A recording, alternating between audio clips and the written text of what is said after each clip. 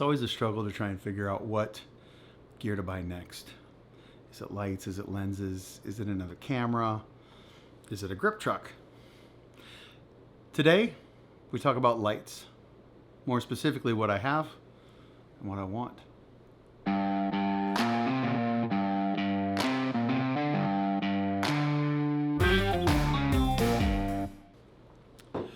I've been in this weird place where when I go on a shoot, I can get by with just some base lights that I've had for a long time. Or I'm on a shoot with people who have lights and gear or a grip truck, which is wonderful when that happens.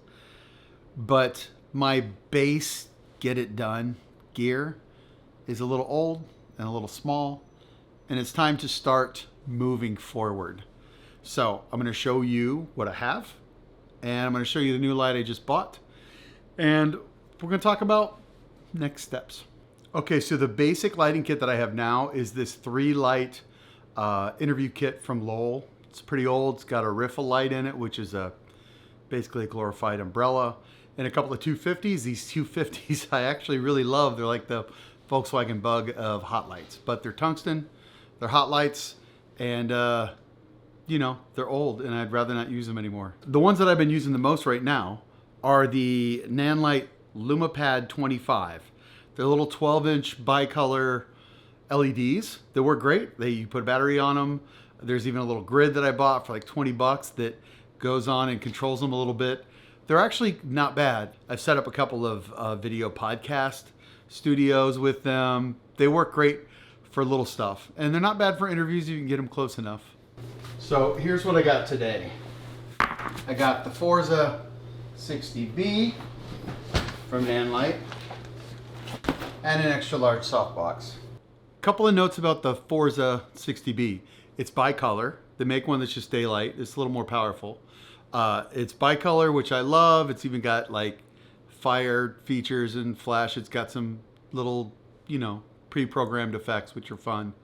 The kit that I got has a bracket on it that gives you a little bit more support when you're using a larger softbox like I've got.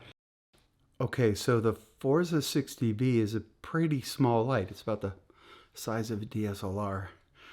But I thought I'd see how much coverage I could get with it, so I got the extra large softbox.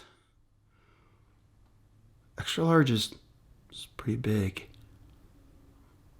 Take a look.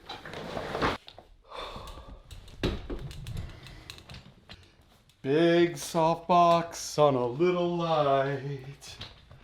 Big softbox on a little light. It's huge. I mean, takes up my office. Huge. I have it set to 100%. Let's see if it fills the entire space. Look at that. And it actually fills it out pretty well. Let's see what it looks like on me. I mean, I feel like the biggest downside is it's huge. If I'm doing an interview in a small room, it's going to take up the room, right? So, let's see. I mean, that seems a little ridiculous, but I'm pretty impressed with the coverage. All right, that's at 50%. I mean, I'm fairly close to it, but I feel like I could do an interview from this close. And I mean, I got my window open there. Let's close the window. Okay, so now the room's pretty much dark.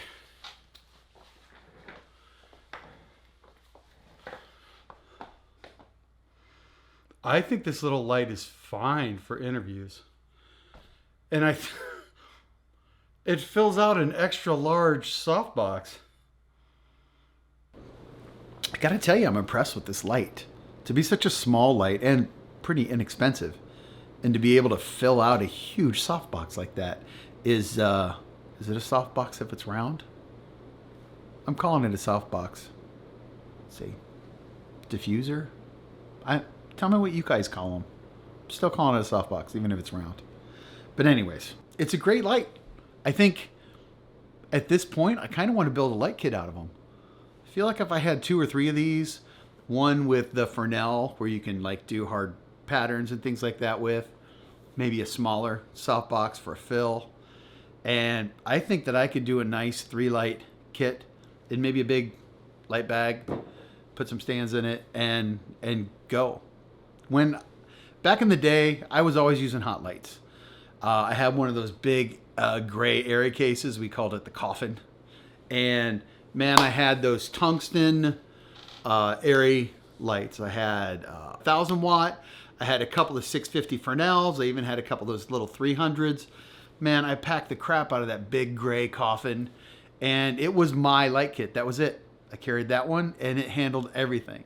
I had daylight gels and things like that, and they were hot, and you had to worry about popping circuits. I literally had the amperage written on the back of the lamps so that I would know how much I could pull from a single circuit. And fun side note, I was actually interviewing the president of, I think it was Virginian Power, and I had the lights all set up. He sat down for the interview. We asked the first question, and poof, we blew the circuit. That was a little embarrassing. Blew the power at the power company. So as LEDs have come in, and you know, they use far less power, you can use battery, you can do bicolor. It's time to move forward with all of that. But I still want to do it in a fiscally responsible way, because I really just want some base gear at home and then rent when I'm doing bigger projects. I don't want a ton of gear at home. And so this is where I'm headed. And I got to tell you, I think this little light is a good one. So we'll see. I'd love to hear what you guys are doing, what you think.